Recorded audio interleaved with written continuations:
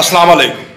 साबिक पाकिस्तानी क्रिकेटर खालिद लतीफ़ ने यह साबित कर दिता है कि आशिक़े रसूल होने वास्ते मौलवी या पीर होना जरूरी नहीं।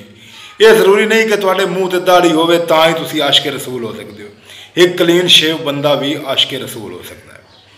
हालैंड के गुस्ताख गेट विल्डर ने जदों नबी करीम सल्लल्लाहु अलैहि वसल्लम की शान दे विच गुस्ताखी की और गुस्ताखी इस तरह की कि ऐलान कर दिता कि जेड़ा भी बंदा नबी करीम सल्लल्लाहु अलैहि वसल्लम के गुस्ताखाना खाके बनाएगा उसनू इनाम दिता जाएगा।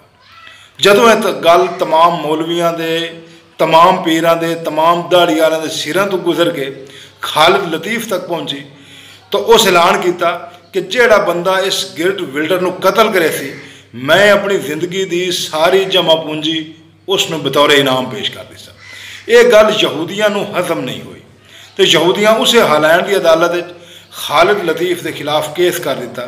जिहड़ा केस वो जित गए और खालिद लतीफ़ नू 12 साल कैद की सज़ा सुना दी गई। इन्होंने यहूदियों दगड़ दलियां के काम वेखो कि एक फरीक है भी नहीं, उन्होंने सुने बगैर ही सज़ा सुना दी गई। लेकिन ये दगड़ दल्ले ये नोट कर लैन कि किसी माई के लाल की जरूरत नहीं कि पाकिस्तानी शहरी नू हथ भी ला के विखाए। और तुसीं याद रखना कि खालिद लतीफ़ ने अपना सारा कैरियर दाव ते लगा दिता है तो साडा फर्ज बनता है कि खालिद लतीफ़ का साथ देना। अल्लाह ताला पाकिस्तानी कौम नू, पाकिस्तानी हुकूमत नू और खालिद लतीफ़ नू साबित कदम रहने की तौफीक अता फरमाए और इंशाअल्लाह असी खालिद लतीफ़ दे नाल है।